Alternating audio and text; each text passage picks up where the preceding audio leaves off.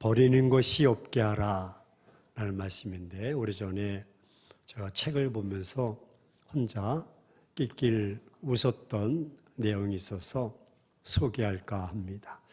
고속도로를 운행하다 보면 속도감이 있고 그래서 찬송가를 듣곤 합니다. 여러분들은 그런 일이 없겠지만 한 150km 정도를 달릴 때는 이 찬송을 부르셔야 됩니다. 내 주를 가까이 하게 하면. 160km를 달릴 때는 갈 길을 밝게 보이시니 이 찬송을 부르면 딱 맞습니다. 170km를 달리면 하늘 가는 밝은 길이 내 앞에 있으니, 180km로 가면 이건 이제 천부의 의지 없어서 손들고 왔습니다. 190km로 가면 저 요단강 건너편에 화려하게 뱉는 집, 마침내 200km로 가면 나 이제 왔으니 내 집을 찾아. 그렇게 우리 좌우 사람에게 조심합시다.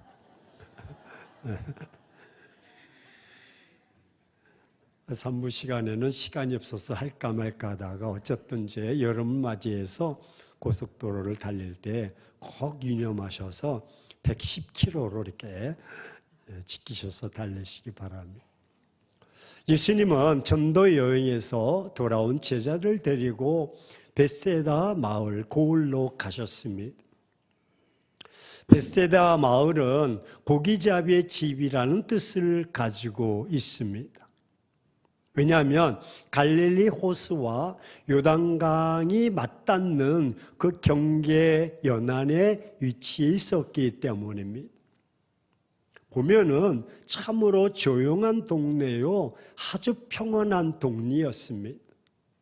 그리고 특별히 성경을 찾아보면 예수님의 제자 가운데 베드로의 고향이고 안드레의 고향이고 빌립의 고향이었습니다. 예수님께서 제자들을 이곳 벳세다 동네로 데려가신 데는 이유가 있으셨습니다. 그 이유가 무엇입니까? 그 이유는 오랜 동안 전도 여행 때문에 제자들의 피로가 쌓인 제자들을 푹 쉬게 하기 위함이었던 것입니다. 하지만 무리들은 어떻게 소문을 들었는지 이곳까지 다 이미 따라왔습니다. 이 예수님은 제자들과 쉴 틈도 없이 많은 무리들을 또 맞이해야만 했던 것입니다. 그렇습니다. 예수님은 예나 지금이나 다름없이 어딜 가든지 누굴 만나든지 하나님 나라의 복음을 늘 전파하셨고 또 연약한 자, 병든 자들을 일일이 안수해 주시며 치유해 주셨습니다. 근데 이거 벳세다에서 놀라운 이적이 일어났습니다. 얼마나 놀라운 이적이냐면 사복음서가 다 같이 유일한 이적 사건을 다루고 있는데 여러분 잘 알고 있는 오병이어의 기적이 일어난 것입니다. 예수님을 따르는 무리들은 언제나 굶주리고 헐벗고 목마르고 배고픈 소외된 자들이었습니다. 따라서 이들의 속사정을 너무나 잘 알고 계셨던 예수님은 늘 이들의 아픔과 상처를 어루만져 주시고 치유해 주셨습니다. 한 번은 벳세다라는 곳에서 엄청나게 많은 무리들과 하루 종일 시간을 보내셨습니다. 늦은 시간까지 무리들이 움직이지 않고서 예수님의 설교를 정껏 듣고 또 치유를 받고 은혜를 받고 하느라고 끼니를 해결할 겨를도 없었던 것입니다. 어느덧 시간이 흘러가 버렸습니다. 우리가 어디서 먹을 떡을 사서 이 많은 사람들 다 먹이지 않은 이 말씀은 다음과 같은 의미가 담겨져 있습니다. 예수님은 배고픈 사람들에게 관심이 많습니다. 이 말씀에는 다른 숨은 뜻이 또 담겨져 있습니다. 보십시오. 해질 무렵입니다. 무려 성경에 5,000명이 먹을 수 있는 분량의 떡을 준비할 가게가 있을 리 만무입니다. 왜? 성경에는 빈들이라고 말씀하고 있습니다. 따라서 갑자기 어디서 그 많은 분량의 떡을 준비할 수가 있겠습니까? 아니, 떡이 있다 할지라도 떡을 살 돈은 또 어디서 융자해 오겠습니까? 구할 수가 없습니다. 그런데 예수님께서 어디서 떡을 사오지라고 물으셨던 것입니다. 하지만 이 말씀은 떡을 사오라는 것이 아니라 성경에 보니까 빌립을 시험하고자 하신 것입니다. 우리가 이해하지 못하는 것은 우리가 예수님을 믿을 때 종종 이런 시험이 오기도 합니다. 때로는 내 삶이, 내 형편이 안 되는 줄 뻔히 주님이 아시고도 어떻게 하지? 라고 물으실 때가 있습니다. 빌립의 대답은 아주 논리적이고 합리적이고 과학적이고 이성적이었습니다. 요즘 젊은이들이 말하는 똑소리 나는 대답. 쉽게 말해서 빌립은 이것은 도저히 안 됩니다 라고 딱 단정 짓고 말합니다. 왜? 충분히 일리가 있습니다. 빈들입니다. 돈도 없고 떡도 없습니다. 하지만 해답은 아니었습니다. 그때 옆에 있던 베드로의 동생 안드레가 불쑥 나타나서 제자 중 하나 시몬 베드로의 형제 안드레가 예수님께 이렇게 말합니다. 예수님, 여기 한 아이가 있어서 가져온 보리떡 5개와 물고기 2마리를 제가 아이의 손에서 받아 가지고 왔습니다. 그런데 이것이 많은 사람들에게 얼마나 해결이 되겠습니까? 저는 여기서 3가지 사실을 살펴볼 수 있다고 생각합니다. 첫째, 안드레는 어떤 아이에게 보리떡 5개와 물고기 2마리가 있다는 사실을 예수님께 그대로 알렸습니다.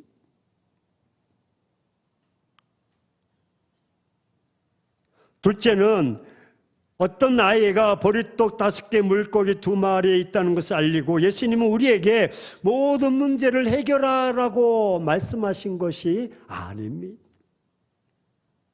때로는 우리가 가난, 질병, 부패 이런 모든 문제를 우리에게 해결하라고 말씀하지는 않으십니다. 우리는 해결할 능력이나 지혜나 방법이 없습니다. 그런데 안드레의 방법을 한번 보십시오. 예수님께 있는 그대로 알리는 일을 했다는 것입니다. 세 번째, 안드레도 그러나 그것이 많은 사람에게 얼마나 되겠습니까? 라고 속으로 반신반의하고 있습니다. 여기서 보면 빌립식 믿음과 안드레식 믿음을 엿볼 수가 있는데, 즉 이성의 신앙과 믿음의 신앙인 것입니다. 이 2가지 신앙의 차이점은 무엇입니까? 먼저 이성의 신앙, 빌립은 누구든지 공감할 수 있는 합리적인 대답을 했지만 해답은 아니었다는 것입니다.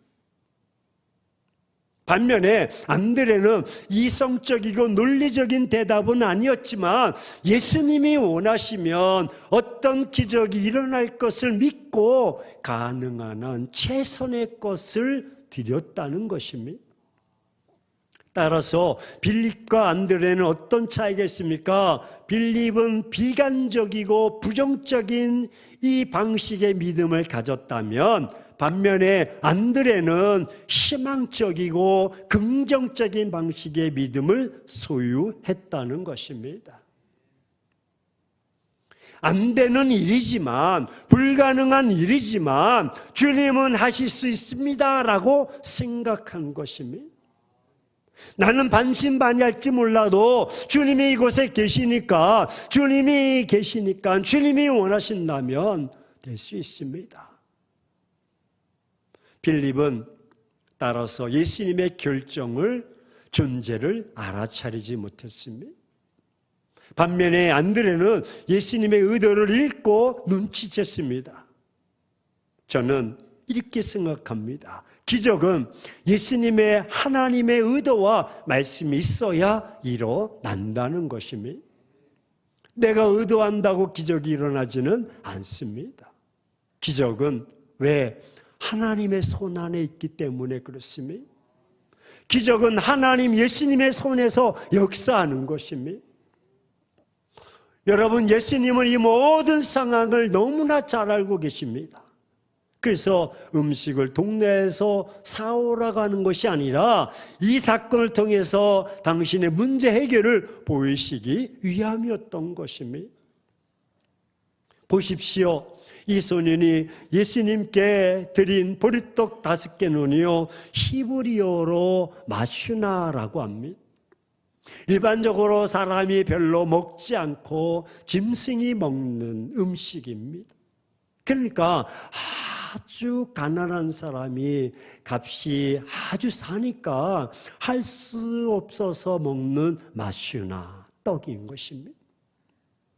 또한 2마리의 생선을 드렸는데 이 생선은 이쿠수스라고 말합니다. 이것은 갈릴리 호수에서 어부들이 고기를 잡아 추스려서 큰 것은 바구니에 담고 또 너무 작은 것은 가치가 없고 먹을 것이 없어서 그냥 해변에 버리는 것입니다. 그 물고기가 바로 이쿠수스입니다. 이 소년이 바친 물고기가 이쿠수스, 즉 떡 중에 가장 하급의 떡 마슈나, 생선 중에 가장 작은 물고기 이쿠수스입니다. 별 기대가 없습니다. 아마 이 소년이 예수님을 따라가서 말씀을 듣겠다고 하니 해변에 다니며 버린 고기 이쿠수스를 주워다가 도시락에 쌓아 주었는지 모르겠습니다. 그것을 이 소년이 예수님께 드렸습니다. 모두의 이야기를 들으신 예수님께서 이렇게 말씀하십니다. 알았다. 사람들을 잔디에 앉게 하라 하시면서 50명씩 그룹을 지었습니다. 그리고 떡을 가지시고 축사하신 후에 떡도 물고기도 온대로 마음껏 먹여주셨다고 말씀하십니다. 이렇게 놀라운 기적으로 5,000명이 넘는 무리들을 모두 배부르게 하셨습니다. 그리고 5,000명을 배부르게 먹게 하시고 12강주리가 남았다고 말씀합니다. 어찌 보면 가장 적은 것으로부터 가장 큰 기적이 일어난 것입니다.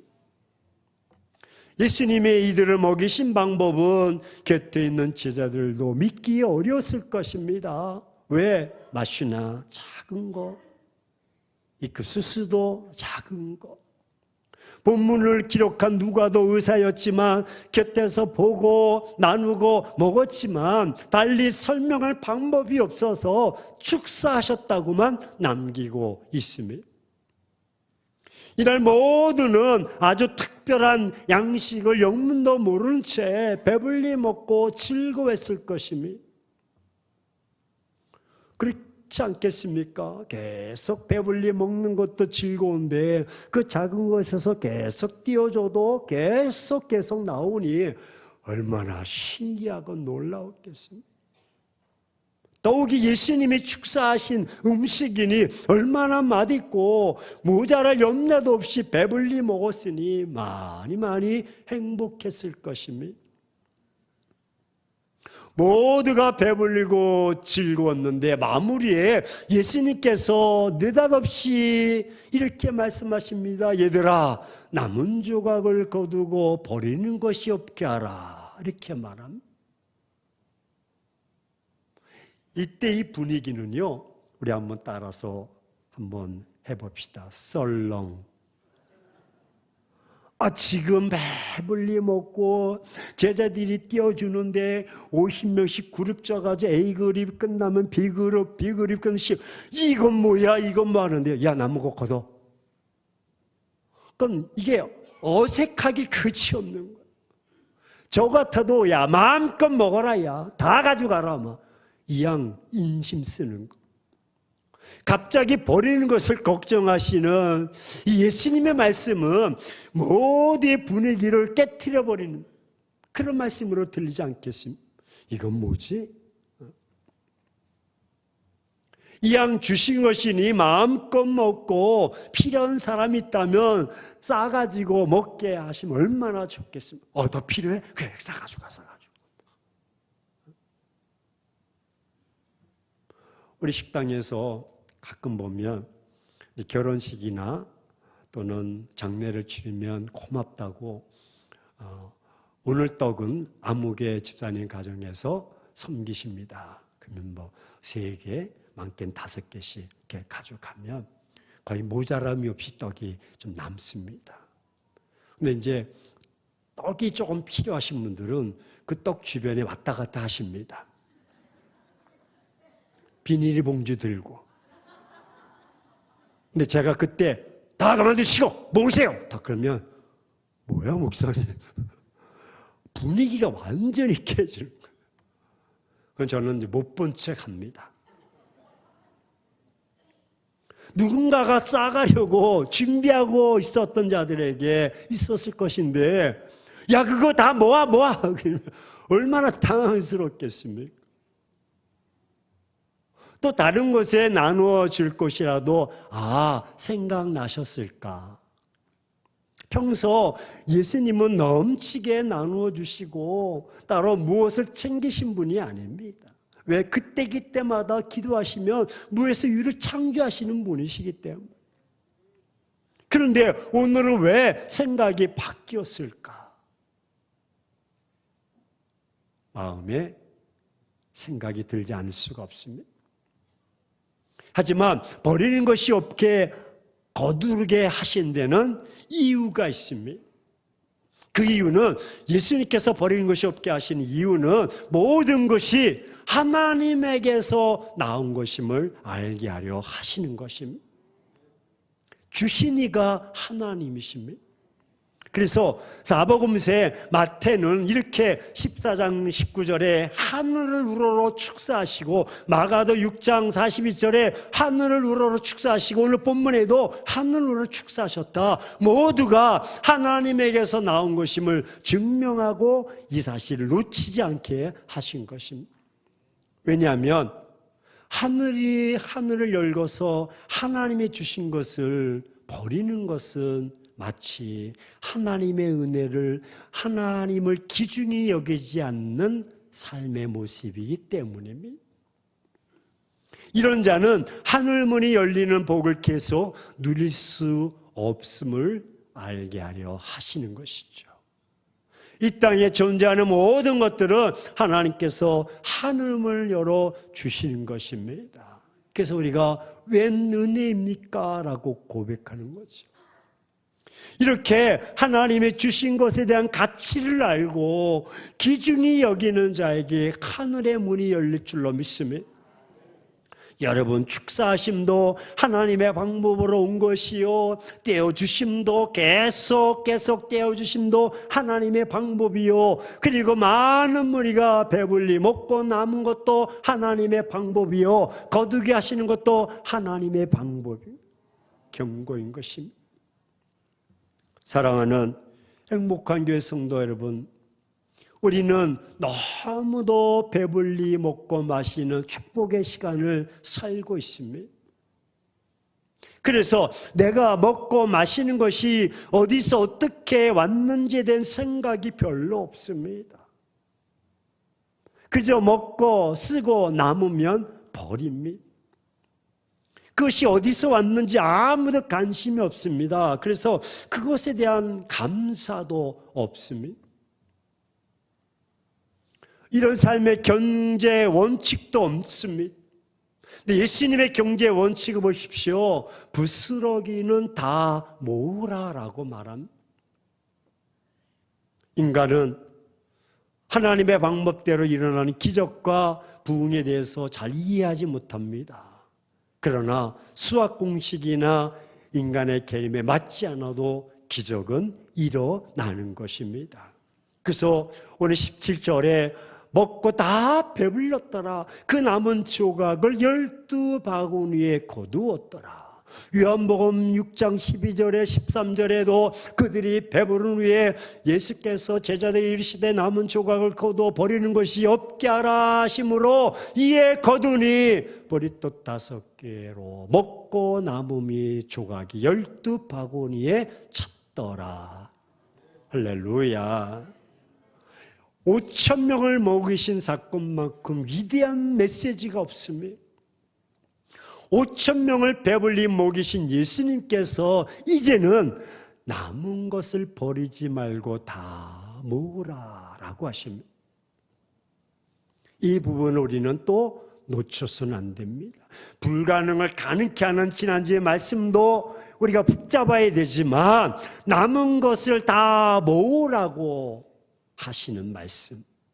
그랬더니 12강주리가 되었다고 기록하는 부분입니다. 어쩌보면 인간의 죄악의 문제는 포식하는 데 있습니다. 포식한 후에 버리고 낭비하는 것입니다.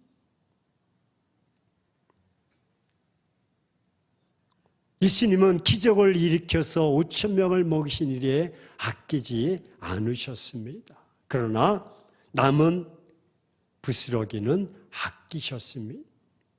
이것이 예수님의 경제 원칙이고 정신입니다. 그렇다면 하나님의 자녀인 우리들은 어떻게 해야 합니까? 무엇이든 다른 사람에게 남음을 모아서 조건 없이 우리가 베풀어야 된다는 것입니다. 하나님께 예물도 드리고 또 어려운 지역에 학교도 세우고 교회도 세우고 병원도 세우고 어쨌든 우리가 모아 그 일에 힘써야 됩니다. 케냐에 다녀왔습니다. 사진 한번 띄워주실래요? 이 케냐 집 주거지입니다. 아름답죠? 살만하십니까? 다음 장입니다. 어린아이를 제가 안고 기도하는 그런 모습입니다. 보통 아이들은 다 루드입니다. 다 벗고 있습니다. 입을 옷도 없고 그냥 그렇게 삽니다. 다음 장입니다. 다리가 마비되어 있는 환자를 위해서 제가 안수하고 있습니다. 다음 장입니다. 밥그릇. 이것이 내 식구가 하루를 버티며 살 수 있는 1달러의 양식입니다. 저걸 가지고 아침도 점심도 저녁에 4명이 삽니다. 1달러입니다. 정말 연약한 지역이 너무너무 많습니다. 네팔도 인도도 우리가 청년들이 가는 태국도 마찬가지입니다. 우리가 많이 도와야 됩니다. 남은 조각, 부스러기는 버리지 말고 이런 데 쓸 수 있도록 모아야 됩니다. 예수님의 정신은 퍼줄 때는 막 듬뿍 주되 부스러기는 아끼라는 것이 모으라는 것입니다. 우리는 버리는 것이 너무나 많은 세상입니다. 제가 여러분의 신방을 특별하게 하는데 신방 목적이 여러분 냉장고를 확인하는 것입니다. 적어도 냉장고 3분의 1은 버려야 될 물건들. 유효기간이 2년이 지난 것이 안에 박혀져 있고. 이런 우리가 버리는 모든 것이 하나님이 주신 것이라는 생각을 가진 적이 있습니까? 단돈 몇백 원이 없어서 굶주리고 죽어가는 생명들이 지구촌에 너무나 많습니다. 아까 보셨잖아요. 아니 우리 주변에도 쉽게 볼 수가 있습니다. 버리는 것이 없게 하라는 예수님의 불호령이 지금이라도 떨어질 것 같습니다. 먹지 말라는 것이 아닙니다. 모아야 됩니다. 또 모으고. 쌀 한 톨, 물론 우리의 힘조차 무의미한 일에 낭비하지 말아야 됩니다. 시간도 허비하지 말아야 됩니다. 종이 한 장도 낭비하지 말아야 됩니다. 저는 행복한 교회 20년을 섬기면서요, 제가 설교 원고를 준비하면서 제대로 된 원고 한 번 안 쓰고 다 재활용 용지를 씁니다. 아니, 중학교 당회장님이 그게 뭐 째째하게 예, 그렇게 해도 좋아요. 하지만 제 정신은 아껴야 된다. 교회 거고 성물이고 아껴야 된다. 지금도 이면지로 씁니다. 앞으로도 이면지로 쓸 것입니다. 아, 이거 아낀다고 그게 예, 그래요. 그래도 정신만큼은 전략하고 아껴야 돼. 무장해야 됩니다. 우리가 쓰고 있는 모든 것은 다 왜? 하나님께로부터 온 것들입니다. 시간도 거룩한 것입니다. 물질도 거룩한 것입니다. 재능도 거룩한 것입니다. 오직 아끼며 전략해서 소중한 일에 더 많이 소비할 수 있도록 써야 하는 것입니다. 생각해 보십시오. 하나님께서 베풀어 주신 은혜가 크고 감사한데 어떻게 사소한 것 하나라도 쉽게 낭비할 수 있겠습니까? 없습니다. 지극히 사소한 것 하나라도 그것이 낭비된다면 마치 죄를 짓는 것 같아서 감히 낭비할 수 없는 것입니다. 하늘문이 열리는 복을 계속 누리려면 하나님이 주신 것에 대한 가치를 회복하고 전략하고 아껴서 더 좋은 일에 써야 됩니다. 따라서 이 시간부터 훼손되고 파괴되는 하나님의 선물들을 한번 돌아보시고 모든 것에 하나님의 손길이 있음을 믿으시기를 주의 이름으로 축원합니다. 낭비와 가소비는 하나님의 복을 함부로 여기는 것입니다. 이제는 교회와 믿음의 사람들로부터 시작되어야 되고 하나님을 고백하는 신앙은 함부로 버리지 않고 낭비하지 않습니다. 사랑하는 행복한 교회 성도 여러분, 이제부터 버리는 것이 없게 하시고 이제 살아있는 자는 버리는 것을 절제해야 되고 언제나 먼저 깨닫고 실천합시다. 자기부터 옳은 일을 실천하며 쓸데없이 낭비하고 허비하는 일을 최소한 줄이셔야 됩니다. 여러분, 이렇게 실천하고 헌신한다면 21세기 대한민국도 놀라운 기적이 일어날 것이고 한국교회도 온전한 변화 역사가 일어나게 될 것입니다. 어떤 이는 이렇게 말합니다. 아무리 한 개인이라도 그 한 사람이 하나님의 뜻을 따라서 의를 위해서 싸울 때는 온 우주가 그의 배후에서 그를 후원하고 있다고 말합니다.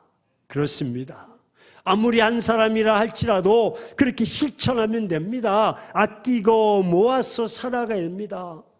자기가 전력을 다해서 진리를 위해서 또 민족을 위해서 하나님 나라와 선교와 구제를 위해서 자기에게 있는 것을 소중히 여기며 아끼며 사소한 데 낭비하지 않는 삶을 살아가야 되는 것입니다. 하나님께서는 그런 사람을 축복하셔서 그를 통해서 위대한 역사를 더 행하시는 것을 믿으시기를 주의 이름으로 축원합니다. 하늘문이 열리는 곳에는 언제나 배부름이 있고 남음이 있습니다. 남은 6개월도 그렇게 누리시고 하늘이 닫히면 아무것도 할 수 없음을 명심하셔야 됩니다.